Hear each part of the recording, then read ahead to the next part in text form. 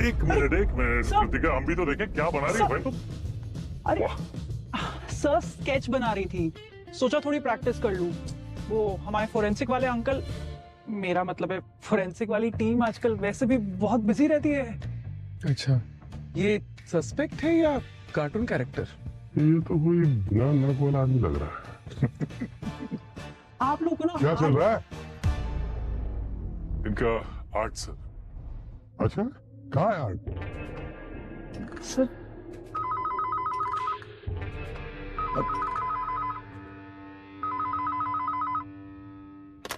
Hello,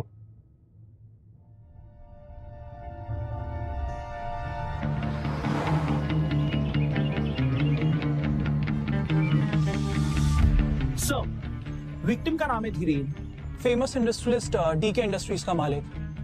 sir आज सुबह जब ये हॉस्पिटल से डिस्चार्ज हुआ था तो एकदम ठीक था, लेकिन रास्ते में इसकी मौत हो गई।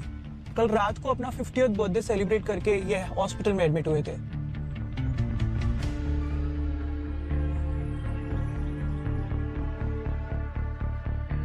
ये सब हुआ, उनके साथ और कौन कौन था? सर उनकी बेटी तृप्ति और उनका ड्राइवर रमेश।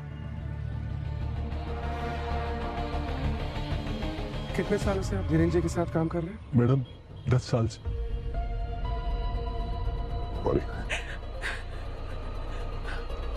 कल ये कितने बजे के आसपास हुआ? 7-8 बजे के आसपास। मैं तो रात भर हॉस्पिटल के बाहर ही था, फिर सुबह तृप्ति मैडम के साथ साहब को लेकर घर जा रहा था कि अचानक रास्ते में। आपको ऐसा क्यों लगता है कि किसी ने आपके पिता का खून किया है? क्योंकि उनके शरीर में ना कोई घाव है, कोई चोट के निशान, कुछ भी नहीं। सर मेरे पापा बिल्कुल ठीक थे सर। हम उन्हें घर वापस ले जा ही रहे थे कि रास्ते में पता नहीं क्या हुआ, वो अजीब अजीब सी बातें करने लगे सर। वो कहते मुझे कोई मार देगा बेटा, मुझे कोई मार देगा, ऐसे बार बार बोल रहे थे सर वो। और फिर अचानक से ये हो गया। मैडम साहब ना मरने से पहले बहुत डरे हुए थे। अच्छा, कल रात बर्थडे पार्टी थी उनकी, तो किसी के साथ कोई झगड़ा वगैरह हुआ था वहाँ पे? नहीं सर, पापा सबके साथ डांस कर रहे थे। मुझे उन्होंने नेक्स्ट सीईओ अनाउंस किया था सर। पर सर अनाउंसमेंट के बाद पापा थोड़ा सा परेशान लग रहे थे सर। क्यों? नहीं मतलब आपके सीईओ बनाने से किसी को कोई दिक्कत थी? कौन हो सकता है?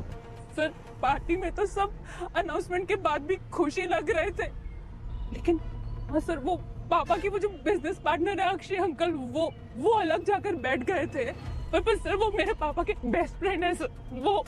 वो ऐसा क्यों ही करेंगे सर? मुझे तो कुछ समझ में नहीं आ रहा, वो या कोई और भी ये क्यों करेगा सर? सर मैं एक रिक्वेस्ट करूंगी, आप जिसने भी ये किया है आप उसे छोड़िएगा मत sir, please.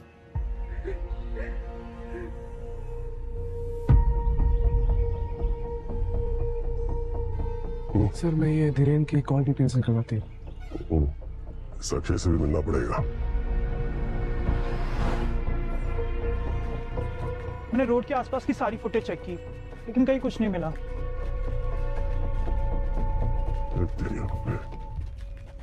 Hello sir. Hello ma'am. Sir का रूम ये है। अरे आप हमसे पूछेंगे नहीं कि हम कौन हैं? सर आज मैं पूरी तैयारी के साथ आई हूँ, हम सीआईडी से हैं। मैम आप लोग इतने फेमस हो चुके हो, ऑनेस्टली बिग फैन। आप मेरी फैन हैं? Thank you so much sir की। Thank you.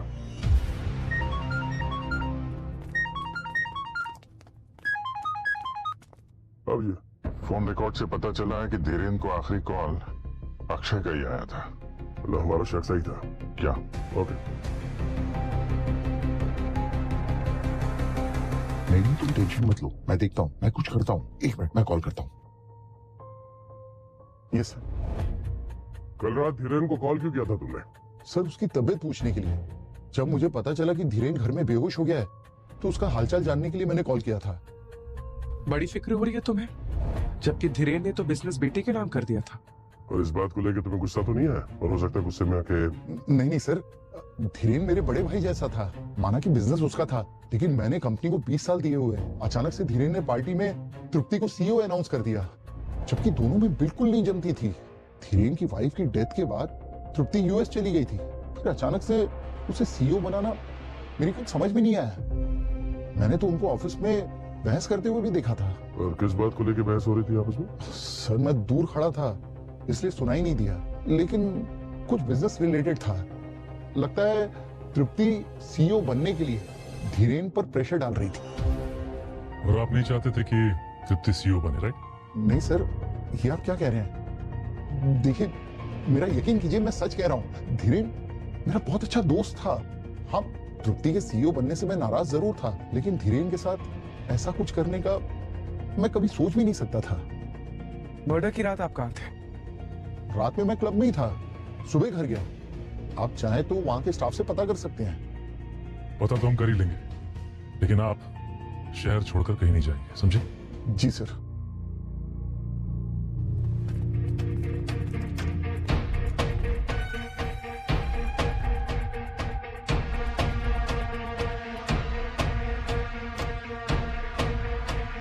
उठा फोन उठा। हेलो। हेलो। अच्छा सुन, रुकिए रुकिए रुकिए रुकिए रुकिए, अरे रुक जाइए,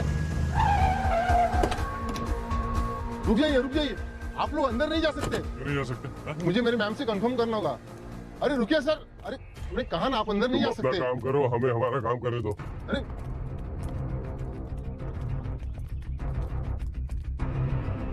सर कुछ पता चला कि खूनी कौन है? हाँ, पता चल जाएगा। खूनी शायद हमारी आंखों के सामने ही है। आपने हमें बताया नहीं कि आप और धीरेन के बीच ऑफिस में बहस हुई थी। किस बात को लेकर हुई थी बहस? वो बंद रखने से काम नहीं चलेगा, बोलना पड़ेगा। अक्षय ने हमें सब कुछ बता दिया है। अक्षय अंकल तो चाहते ही नहीं थे कि मैं सीईओ बनूं। नफरत करते हैं वो मुझसे, इसीलिए तो मेरे और पापा की पर्सनल बातें बता दी उन्होंने आपसे।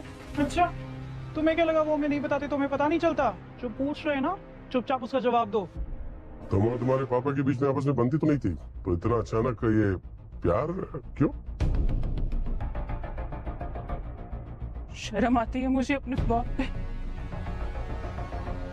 क्यों? ऐसा क्या किया था उन्होंने? एक नंबर के अय्याश आदमी थे, पर इसी चक्कर में पापा और मम्मी की लड़ाई भी हुआ करती थी। माँ के जाने के बाद मैं पापा की शक्ल तक नहीं देखना चाहती थी। कुछ दिन पहले ही पापा ने फोन किया, मुझसे बहुत बार माफी मांगी। मुझे एहसास हो गया कि शायद वो अकेले पड़ गए हैं, उन्हें मेरी जरूरत है, बस इसीलिए मैंने उन्हें माफ कर दिया सर। लेकिन उनका चक्कर उसके बाद भी चलता रहा और ये बात आपको बर्दाश्त नहीं हुई, आपने खून कर दिया उनका। सर एक बाप कितना भी बुरा क्यों ना हो, एक बेटी ऐसा कभी नहीं करेगी। मैं चाहती थी कि उनको उनके कर्मों की सजा जरूर मिले, पर मैं ऐसा क्यों करूंगी सर? सर धीरेन के फोन रिकॉर्ड से एक नई इन्फॉर्मेशन मिली है। उसके मरने से ठीक पहले उसे एक अजीब सा मैसेज आया था। क्या मैसेज था? सिर्फ एक वर्ड, सॉरी। सिर्फ सॉरी? Yes sir. मरने से पहले किसी ने धीरेन को सॉरी भेजा था। इसका मतलब ये हुआ कि या तो मैसेज भेजने वाला धीरेन के मर्डर के बारे में जानता था और उससे माफी मांगना चाह रहा था, या फिर ये भी हो सकता है कि जिसने वो मैसेज भेजा था वही खूनी हो। कुछ पता चला ये मैसेज भेजा किसने था? सर बर्नर फोन से मैसेज आया, अभी तक ट्रेस नहीं हो पा रहा। ठीक है, डिजिटल फॉरेंसिक टीम को भेज दो। ये मैसेज जो है इसका खूनी से जरूर कोई ना कोई कनेक्शन तो है। सर के धीरेन के लाश ने कुछ बताया? बताएगी बताएगी, पहले तो आप ये देखो, इसके ये क्या है ये सर में इंजरी देखो।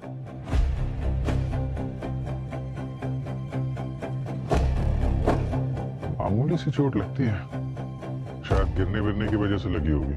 लेकिन इस मामूली चोट ने ही कांड कर दिया। इसकी वजह से इसे ब्रेन हेमरेज हो गया। Brain haemorrhage? और सर हॉस्पिटल वालों ने इन्हें ऑल ओके बोल के डिस्चार्ज कर दिया था, तो फिर अचानक ये ब्रेन हैमरेज कैसे? हॉस्पिटल वाले भी ठीक कर रहे हैं। कई बार क्या होता है कि ब्लड क्लॉटिंग स्कैनिंग में दिखाई नहीं देती है। मुझे लगता है कोई इंटरनल ब्लीडिंग हुई होगी जिसकी वजह से हेमरेज हुआ है। सालों के इंटरनल ब्लीडिंग हुई क्यों? ये अभी पता नहीं लगा, पता लगाना पड़ेगा। आप बोल रहे हैं ना ये छोटी चोट से भी हो सकता है।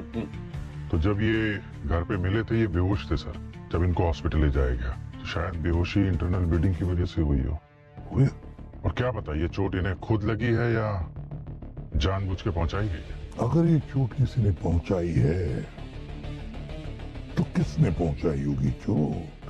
सर धीरेन जी के साथ जो कुछ भी हुआ है उस पार्टी में ही हुआ होगा। एग्जैक्टली पता लगाना पड़ेगा पार्टी में कौन कौन मौजूद थे और क्या हुआ था उस पार्टी में।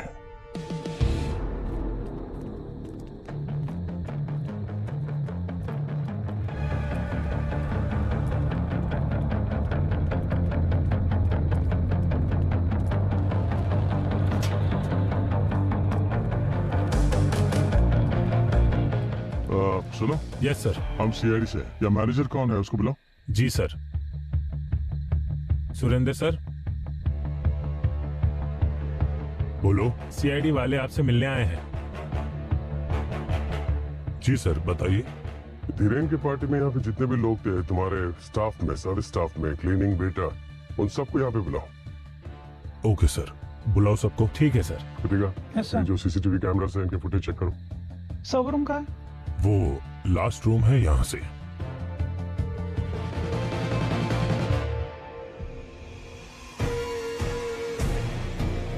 धीरेन के पार्टी से जाने के बाद उसका किसी ने खून कर दिया। यहाँ पे पार्टी में किसी के साथ बहस हुई थी उनकी, या कोई झगड़ा हुआ था, चुपचाप बता दो। अगर छुपाने की कोशिश करोगे तो तुम लोग तकलीफ में आ सकते हो, इतना याद रखना। तुम्हारे पसीने क्यों छूट रहे हैं? बस गर्मी लग रही थी। बेटा जेल में इससे भी ज्यादा गर्मी लगेगी तुम्हें, जो पेट में है बाहर निकल। उस दिन उन दोनों को पार्टी से बाहर जाते हुए देखा था। वो दोनों कुछ बहस कर रहे थे। ये थे? यही थे। दूसरा आदमी इन पर बहुत गुस्सा कर रहे थे। क्या बात कर रहे थे, सुना तुमने? कुछ बेटी बेटी कर रहे थे। बेटी? सर सही देखिए। इन्होंने हाँ यही थे। ये दोनों के बीच काफी गर्मा गर्मी हो रही थी और हाथापाई भी हुई थी। बुलाओ इसे ब्यूरो में। तुम्हारी धीरेन के साथ हाथापाई हुई थी या नहीं? हाँ, तो बता क्यों नहीं? मैं डर गया था। आप लोग सीआईडी है, अगर ये बात नहीं छुपाता तो आप सब मुझ पर ही शक करते। शक नहीं, अब पूरा यकीन हो गया है कि धीरेन को तुमने ही मारा है। नहीं सर, मैं ऐसा नहीं कर सकता हूँ। बस मेरी धीरेन के साथ पार्टी में लड़ाई हुई थी। किस बात को लेकर लड़ाई हुई थी तुम्हारी? वो मैं आपको नहीं बता सकता। नहीं बता सकते मतलब? क्यों नहीं बता सकते? क्योंकि वो पर्सनल है। ओ हेलो मिस्टर अक्षय, अभी अगर दया सर पूछेंगे ना तो पिछले जन्मों की बातें भी बोलने लगोगे। जो पूछ रहे चुपचाप बताओ। सर, धीरेन मेरे भाई जैसा था। वो मेरा बहुत अच्छा दोस्त भी था, लेकिन वो एक अच्छा पति नहीं था। उसके बहुत सारे अफेयर्स हुए थे और इन्हीं अफेयर्स की वजह से धीरेन और उसकी वाइफ में लड़ाई होती रहती थी। वाइफ की डेथ के बाद तो हाल बहुत बुरा हो गया। मैं हर बार उसे कवर करता था, लेकिन इस बार मैटर कंपनी का था। कंपनी का मैटर? क्या? उसका मेरी असिस्टेंट कनिका के साथ अफेयर था। Hello sir. Hello ma'am. Sir का रूम ये है। तो इस बात को लेकर लड़ाई हुई तुम लोगों की? नहीं सर, एक्चुअली मैंने कंपनी के अकाउंट से कुछ अमाउंट कनिका के अकाउंट में ट्रांसफर किया था ताकि ये बात बाहर ना आए। धीरेन को पता चला तो वो बहुत गुस्सा हो गया था। जब मुझे पता चला कि धीरेन हॉस्पिटल में एडमिट है तो मुझे बहुत बुरा लगा। मैंने उससे माफी मांगने के लिए उसे कार्ड, केक और फ्लावर्स भी भेजे थे। वो सब तो ठीक है, लेकिन कंपनी के फंड्स इधर उधर करना कानूनी जुर्म है, मालूम है ना? सर, इनके सारे बैंक अकाउंट अच्छी तरह से चेक करो। मनी ट्रांसफर वगैरह सब कुछ, सब पता चल जाएगा, समझे? सब पता चल जाएगा। दे, वो सॉरी वाला मैसेज, उसके बारे में कुछ पता चला? सर उसने किसी पुराने मॉडल से वो मैसेज भेजा है, थोड़ा टाइम लग रहा है। जानबूझ के पुराना फोन इस्तेमाल किया ताकि आसानी से ट्रैक ना हो, वरना आजकल तो सब लोग स्मार्टफोन यूज करते हैं, कैमरे वाला। एक काम करते हैं, धीरेन के सारे कॉन्टैक्ट्स की लिस्ट बनाओ। देखो उनमें से किसी के पास इस तरह का फोन है क्या? पता तो चले कि ये सॉरी बोलने वाला है कौन। हाँ साळुंके, क्या खबर है? खबर ये है बॉस कि सोने के दाम गिर रहे हैं, इन्वेस्ट कर लो। बड़े अच्छे मूड में हो। कोई बड़ा हाथ लगा क्या? बहुत बड़ा हाथ लगा है तो दिखा ना। बॉस। डॉक्टर एकदम सही कह रहा था, हॉस्पिटल में ये बंदा एकदम हेल्दी था। मगर डॉक्टर साहब, आपने तो कहा था कि धीरेन की मौत ब्रेन हैमरेज से हुई थी। हुई नहीं थी, मौत करवाई गई थी, ब्रेन हेमरेज जैसे कुछ। मैं बताता हूं, इसकी मदद से करवाई गई थी। क्या है? न्यूरोथ्रोम्बेक्स वर्जन 5 बरसों की कड़ी मेहनत और मेडिकल रिसर्च से इसे बनाया गया है। सिर्फ 2 बूंद काफी है इसकी किसी भी इंसान की जिंदगी लेने के लिए। ऐसा क्या करता है केमिकल? सचिन, ये पूछो क्या नहीं करता है, मैं बताता हूं। यहाँ आइए, ये देखो, ये किसी भी इंसान की ब्लड वेसल्स को कमजोर कर देता है और उससे ब्लड क्लॉटिंग शुरू हो जाती है, ठीक वैसे ही जैसे किसी के ब्रेन हेमरेज के वक्त होती है। तो किसी ने जानबूझ के धीरेन को ये ड्रग दिया था? बिल्कुल। ये देखो, ये जो न्यूरोटॉक्सिक कंपाउंड है, इसकी वजह से इसकी ब्लड क्लॉटिंग की एबिलिटी खत्म हो गई थी। ये देखो कैसे अजीब से पैचेस दिखाई दे रहे हैं। बस मुझे भी शुरू में यही लगा था कि शायद इसे ब्रेन हेमरेज ही हुआ है। जी सर, ये ड्रग इतनी आसानी से किसी को भी दिया जा सकता है? सचिन, यही तो खासियत है इसकी। इसकी ना अपनी कोई स्मेल होती है, न इसका कोई कलर होता है, न कोई टेस्ट होता है। आसानी से किसी भी चीज में डिसॉल्व हो जाता है। और कोई कलर भी नहीं छोड़ता? बिल्कुल नहीं। ये देखो,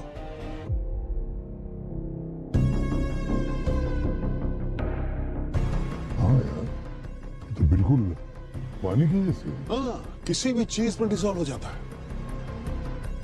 मतलब खूनी को मेडिसिन की अच्छी खासी नॉलेज होगी। इस ड्रग्स के बारे में वो पहले से जानता है। वैसे साउंड, एक बात बता, ये ड्रग, ये कंपाउंड न्यूरोथ्रोम्बेक्स 5 अपना असर करने के लिए कितना वक्त लेता है? 3 से 4 घंटे। 3 से 4 घंटे। और धीरेन की मौत कितने बजे हुई थी? सुबह के 7, सवा 7 बजे सर। सर, हमने क्लब का सीसीटीवी चेक किया था। धीरेन 9 बजे से लेकर रात 1 बजे तक पार्टी कर रहा था। और सर 1:30 बजे इन्हें एडमिट किया गया था हॉस्पिटल में।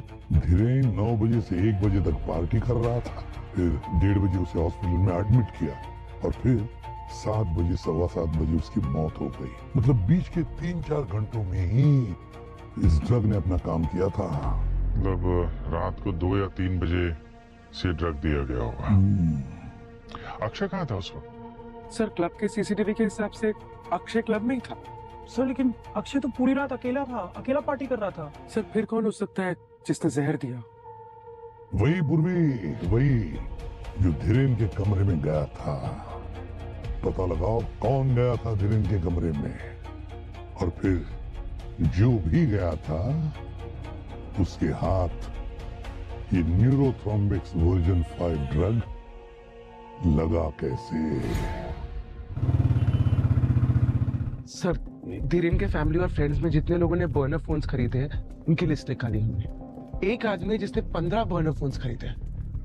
कौन है वो? सर, धीरेन खुद। वो अपने स्टाफ को बर्नर फोन्स ही देता था।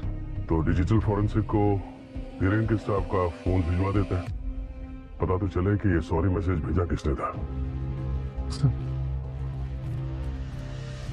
आई सर, हाँ। ये रही उस रात की फुटेजेस। लेकर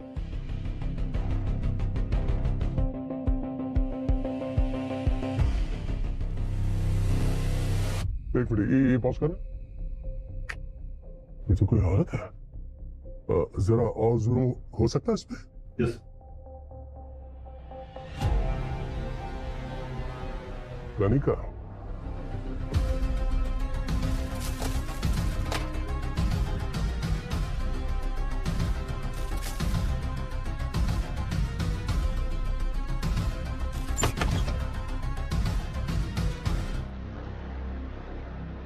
ये धीरेन के रूम में आप दोनों की ड्यूटी थी? जी जी सर। आपने किसी को भी धीरेन को कुछ अलग से खिलाते हुए देखा? नो सर, डॉक्टर ने सर को कुछ प्रिस्क्राइब किया नहीं था और हमने भी अपनी तरफ से कुछ नहीं खिलाया। अच्छा, तो फिर जहर किसने खिलाया? जहर? जी हाँ, जहर। धीरेन की मौत जहर की वजह से हुई थी। उसे किसी ने जहर दिया था हॉस्पिटल में। आपने किसी को देखा इन्हें कुछ अलग से खिलाते हुए, या फिर बाहर से कुछ मंगाया गया? हाँ सर, एक पार्सल आया था केक का, साथ में कार्ड और फ्लावर्स भी थे, लेकिन तृप्ति मैम ने तो सिर्फ फेंकवा दिया था डस्टबिन में। सर कहीं वो जहर उस केक में तो नहीं था? ये केक कहाँ फेंका आप लोगों ने? सर हॉस्पिटल का सारा कचरा गार्बेज एरिया में फेंका जाता है। ठीक है, आप लोग जा सकते हैं। Thank you sir. एक काम करते हैं, हाँ सर। गार्बेज एरिया चेक करते हैं।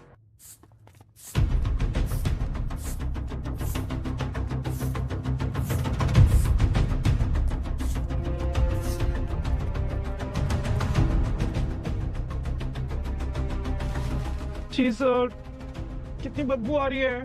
जब कचरा है तो बदबू तो आएगी। हाँ सर लेकिन मेरे पास इसका एक सोल्यूशन है। क्या कर रही है? सर मैं परफ्यूम लेकर आई हूँ घर से। मुझे पता था आज कचरे में जाना होगा, और वैसे भी इस पूरी दुनिया में ना हम सीआईडी वालों के बारे में कोई नहीं सोचता। इंटरेस्टिंग।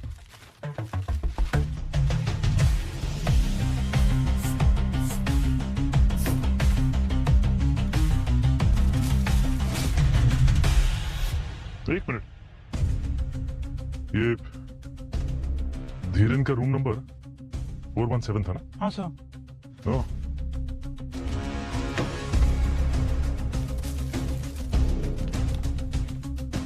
Birthday cake?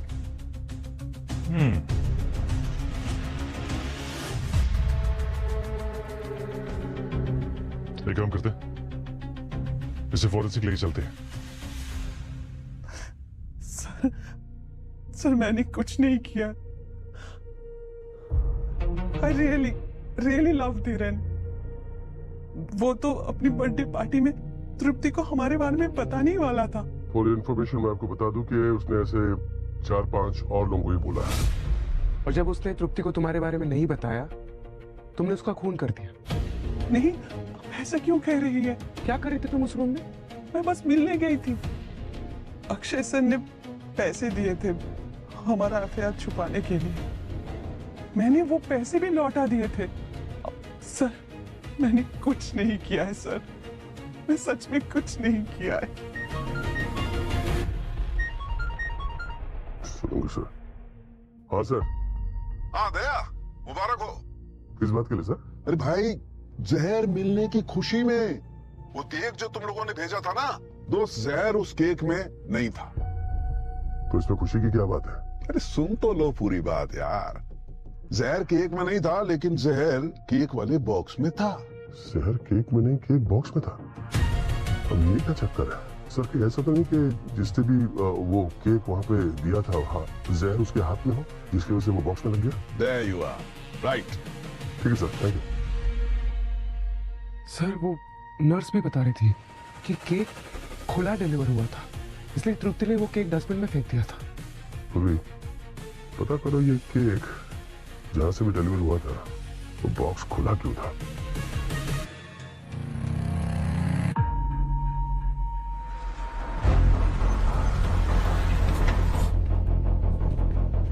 सर आपने क्रिस से कंफर्म किया कि उनकी तरफ से तो केक पैक था। उन्होंने किचन की भी फुटेज भेजी। तो इसका मतलब जो कुछ भी हुआ है उस डिलीवरी बॉय ने किया होगा बॉक्स के ऊपर। अच्छा, बेकरी वालों से उसका एड्रेस यही का बताया ना? हाँ सर।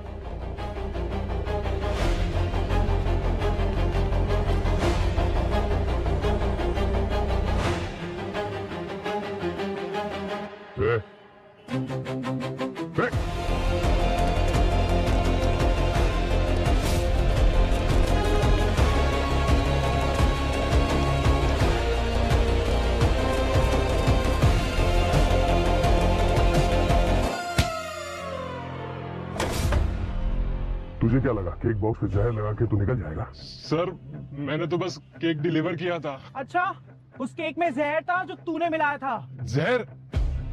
सर मैंने जहर नहीं मिलाया सर। तो फिर भागा क्यों? सर वो मैंने केक में से एक पीस खा लिया था सर। दिन रात डिलीवरी करते करते भूख लग गई थी। मैं डर गया था सर कि अगर पकड़ा गया तो मेरी नौकरी चली जाती, इसलिए मैं भागा सर। तो धीरेन को किसी ने 2 से 3 बजे के बीच में जहर दिया था, ठीक उसी दिन जिस दिन उसने अपना सारा बिजनेस अपनी बेटी के नाम पे कर दिया था। और सर इस बात से सबसे बड़ी दिक्कत तो उसके बिजनेस पार्टनर अक्षय को होनी चाहिए। सर लेकिन अक्षय तो उस वक्त क्लब में था, और ऐसा मान भी लिया जाए कि अक्षय ने जहर भेजा हो, तो सर उसके भेजे हुए केक में जहर था ही नहीं, जहर तो केक बॉक्स पर लगा हुआ था। सर केक बॉक्स पे जो फिंगरप्रिंट्स हैं हमने उसे चेक किए, वो किसी से मैच नहीं हो रहे सर। हमारे पास अक्षय की असिस्टेंट कनिका, उसके भी फिंगरप्रिंट्स हैं। सर उस केक बॉक्स के अलावा हमारे पास और भी एविडेंस है जिससे अभी तक फिंगरप्रिंट्स लिए नहीं है सर। वो बॉटल सिरिंज इतनी बुरी तरह से टैम्पर्ड है तो स्कैन करना थोड़ा मुश्किल हो रहा है। हो सकता है उससे कुछ मिल जाए। ये जो भी कोई है पहले जहर भेजता है और फिर सॉरी का मैसेज भी भेज देता है। बहुत शातिर समझता है अपने आप को, मगर उसे ये पता नहीं कि सीआईडी की चुंगल से कोई अब तक बचा नहीं है। पूर्वी, पता चला वो सॉरी मैसेज वाला फोन धीरेन के किस स्टाफ मेंबर का है? सर सॉरी वाला मैसेज तो स्टाफ में से किसी ने नहीं भेजा है, लेकिन इंस्पेक्शन के लिए जब हमने सारे लोगों के फोन्स लिए, सिर्फ इस रमेश ने, धीरेन के ड्राइवर ने, इसने अपना फोन नहीं दिया। ये वही ड्राइवर है ना जो खून के वक्त धीरेन के साथ था गाड़ी में? हाँ सर। तो फिर दया, इस रमेश के घर का कोना कोना छान मारो, हो ना हो वो फोन उसी रमेश के पास ही होगा। तुमने अपना फोन क्यों नहीं दिया था? साहब मेरा फोन पहले ही चोरी हो चुका था। अच्छा, पुलिस में कंप्लेंट लिखवाई थी? हाँ साहब, उसकी रिपोर्ट भी है मेरे पास। तुम अकेले रहते हो इस घर में? हाँ मैडम। अच्छा ये बताओ कि किसी को हॉस्पिटल में आते हुए देखा मिलने के लिए धीरेन से? नहीं साहब, हॉस्पिटल में कोई नहीं आया था, बस तृप्ति बिटिया ही थी उनके पास।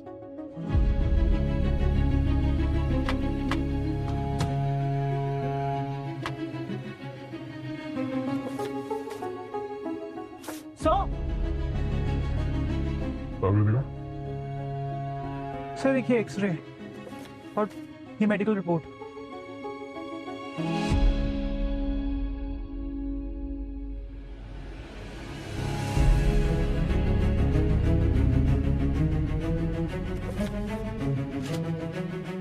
क्या ये? हाँ? इतने सारे महंगे कपड़े, ये धीरेन की वाइफ के मेडिकल रिपोर्ट तुम्हारे घर में क्या कर रहे हैं? ये कपड़े कहीं धीरेन की वाइफ की तो नहीं? तुम्हारे पास कहां से आए? हैं? साहब मैंने कुछ नहीं किया साहब, आप मेरा यकीन मानिए, मैं धीरेन साहब के यहाँ बहुत सालों से काम करता हूँ साहब। हमारे साहब की और मैडम की बिल्कुल नहीं बनती थी। हमारे साहब के बाहर बहुत सारी लड़कियों से बहुत सारे चक्कर चलते रहते थे। मैडम के जाने के बाद मैं उनका कुछ सामान यहाँ लेकर आया था, क्योंकि मुझे पूरा शक था कि मैडम की मौत में धीरेन साहब का हाथ है। अगर तुम्हें शक था कि धीरेन ने अपनी वाइफ को मारा है तो तुमने पुलिस को क्यों नहीं बताया? साहब हिम्मत नहीं जुटा पाया। मैंने सोचा था इस बार जब तृप्ति बिटिया आएंगी तो ये सब सामान उन्हें दे दूंगा, और उससे पहले ही साहब ये देखो, और भाई साहब ये भी देखो। ये भी मतलब ये तो दोनों एक ही है ना? नहीं है, दोनों सेम नहीं है, दिखते सेम है, लेकिन ये स्कैन दो अलग अलग लोगों के हैं। ये वाला जो है ये धीरेन का है, ये वाला धीरेन का नहीं है, धीरेन की पत्नी का। क्या बात कर रहे थे? मतलब सर जिस ड्रग से धीरेन की वाइफ का खून हुआ है उसी ड्रग से ये धीरेन भी मरा है? एग्जैक्टली। और देखो दोनों का ब्लड क्लॉटिंग का पैटर्न सेम है, लेकिन ये धीरेन की पत्नी वाला जो स्कैन है इसमें खास बात है, बॉस धीरेन की पत्नी को किसी ने ये ड्रग आईवी ड्रिप के जरिए दिया है। IV drip? हाँ, मैंने बताया ना तुम्हें, इस ड्रग का कोई अपना कलर नहीं होता है, पानी जैसा होता है। तो बस आसान सी बात है, किसी ने आईवी ड्रिप में इंजेक्ट कर दिया और खेल खत्म। मतलब 4 साल के बीच में 2 खून हुए और दोनों खून का तरीका एक ही है। मतलब जिसने धीरेन को मारा उसी ने धीरेन की वाइफ का खून किया? सर जब हम लोग रमेश के घर पे गए थे घर की तलाशी लेने के लिए, तभी उसने हमें ये बताया था कि उसे शक था कि धीरेन ने ही अपनी वाइफ का खून किया है, और फिर अगर उसकी वाइफ की मौत ऐसे ही हुई है ब्रेन हैमरेज से, तो इसका मतलब तो यही हुआ ना सर कि धीरेन ने ही वो पॉइजन दिया उसे। और ये बात किसी को पता नहीं चली, किसी ने शक नहीं किया कि ये मर्डर हो सकता है, और इसलिए ये बात पुलिस तक नहीं पहुंची। शक नहीं दया, पर किसी को पता तो चल गया कि धीरेन ने अपनी पत्नी को मारा है, और फिर उसकी पत्नी के खुद का बदला लेने के लिए किसी ने धीरेन को भी उसी तरीके से मारा, न्यूरोथ्रोम्बिक्स V5 से। तो कुछ समझ में आया अभिजीत? न्यूरोथ्रोम्बिक्स V5 ड्रग तो वही इस्तेमाल कर सकता है जिसे ये ड्रग आसानी से मिल सकता है। मतलब खूनी हमारी आंखों के सामने था और हम उसे देख नहीं पा रहे थे। कोई ऐसा जो धीरेन की वाइफ के बहुत करीब थी। सर कहीं आप सब तृप्ति के बारे में बात तो नहीं कर रहे हैं? एग्जैक्टली। तृप्ति ने अपने मां के खून का बदला बाप के खून से लिया।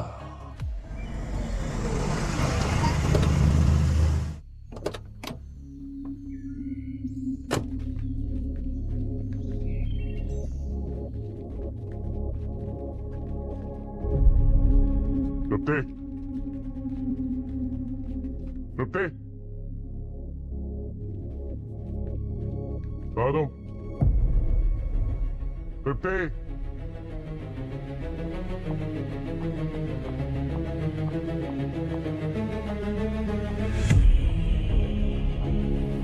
तुमने अपनी माँ की मौत का बदला लेने के लिए अपने बाप को ही मार दिया।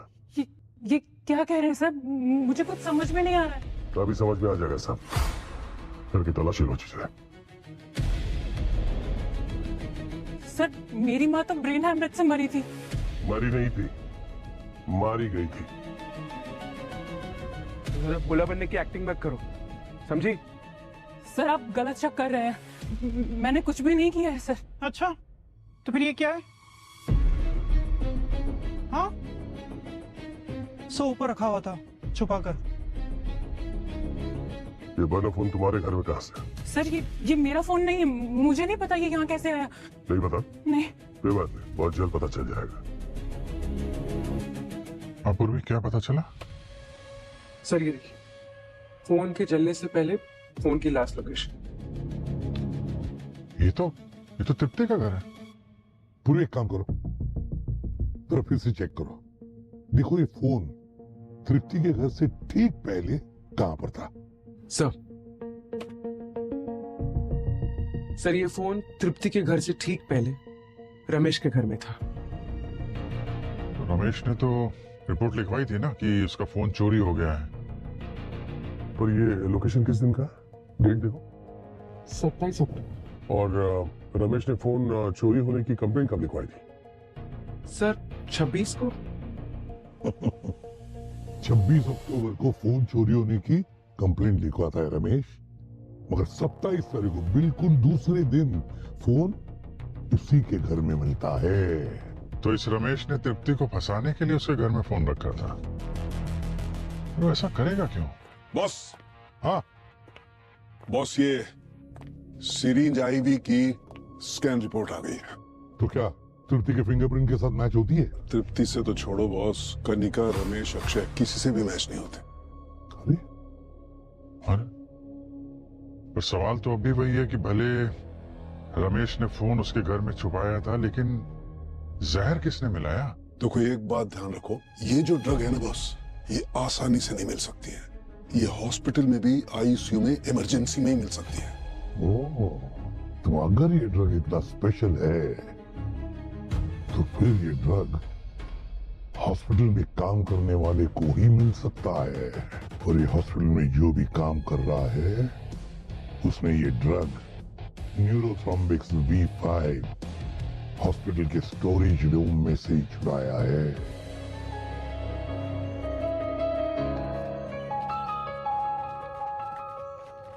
सर ये ताला, ये रमेश तो भाग गया सर। ऐसे कैसे गया ये? जरा पड़ोसी से पूछते। एक्सक्यूज मी, ये रमेश कहाँ गया? घर पे ताला लगा हुआ। आप लोग कौन है? हम लोग सीआईडी से। अच्छा, वो तो आज शाम की बस से अपने गांव को जा रहा है। आज सुबह उसके घर से एक लड़की आई थी सूटकेस मांगने। कौन थी लड़की? उसके साथ कोई लड़की रहती तो है, पर रमेश ज्यादा किसी से मतलब नहीं रखता है, इसलिए हमने भी कभी पूछा नहीं कि कौन लड़की है, क्या लगती है। वैसे कुछ किया है क्या रमेश ने? वही पता कर रहे हैं।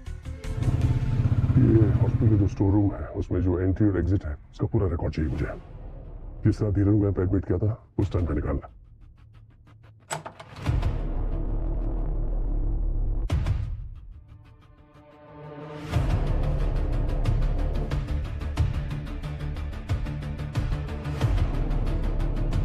ये तो वही नर्स है जो उस रात धीरन के कमरे में ड्यूटी पे थे।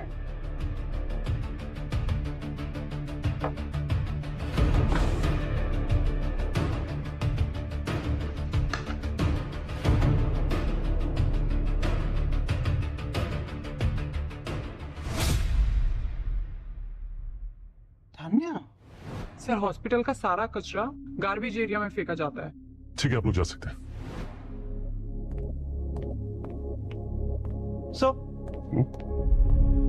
सर ये स्टोरेज यूनिट में तान्या का आई कार्ड मिला है। तान्या का एक स्टोरेज रूम है।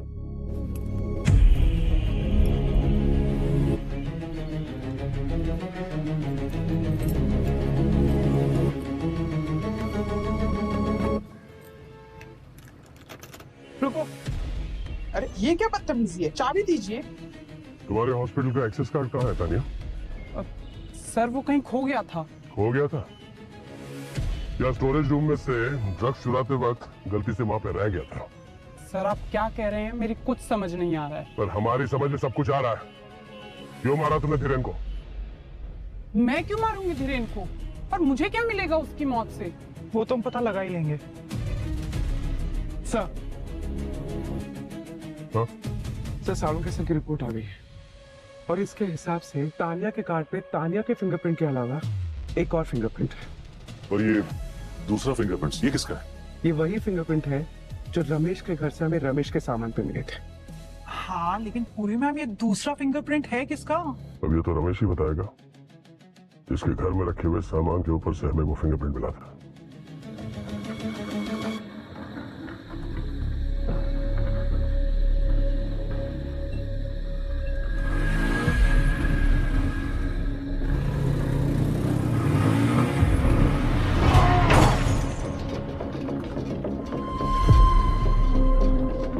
पता नहीं क्या चल रहा है आजकल। अभी कुछ दिन पहले इसके मालिक धीरेन की मौत हुई और अब ड्राइवर रमेश की भी।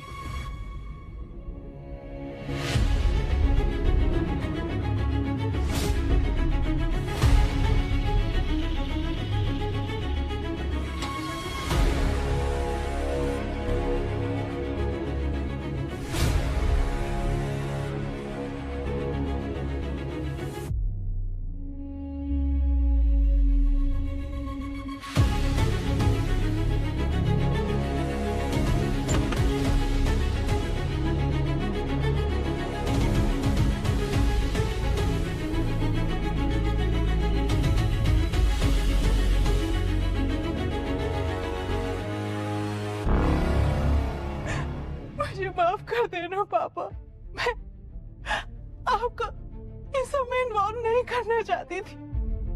आपने मुझे सीआईडी से तो बचा लिया मगर खुद ही अरेस्ट हो गए।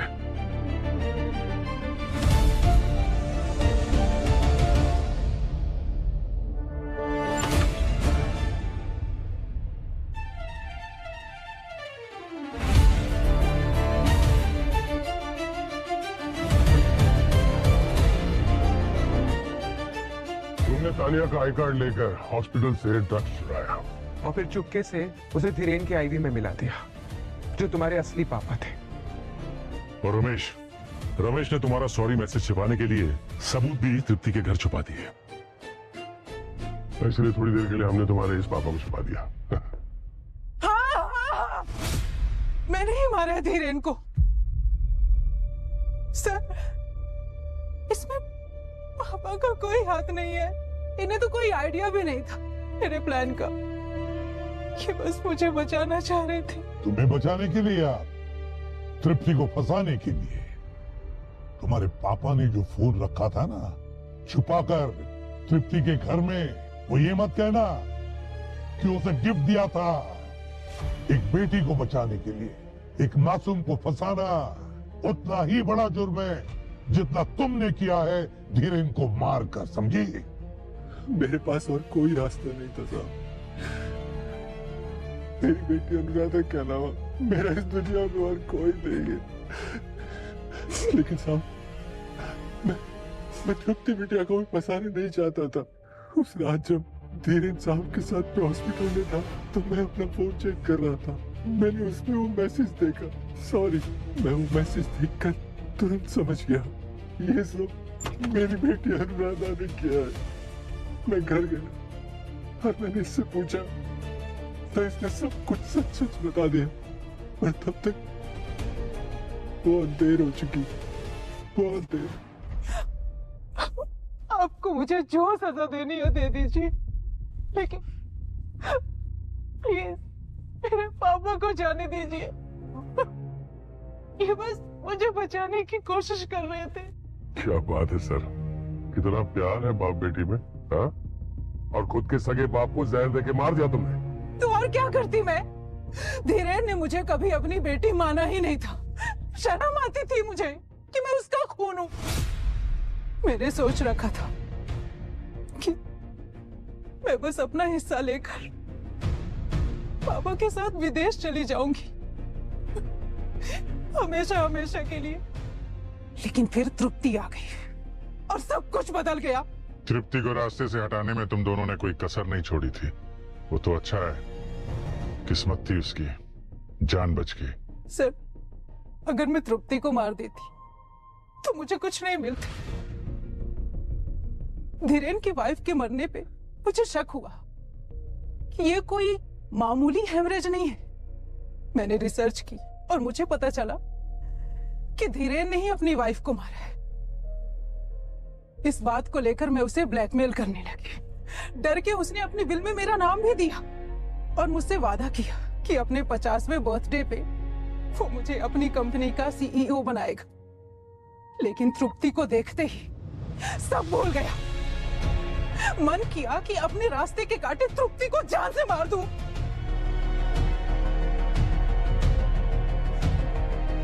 लेकिन फिर मेरे हाथ में कुछ नहीं आता। और अगर धीरेन मारा जाता है तो सारी प्रॉपर्टी उसकी तुम्हारे नाम हो जाती है। हाँ, एक को ऊपर भेज दिया और दूसरे को जेल भेजने ही वाली थी कि फिर आप लोग आ गए।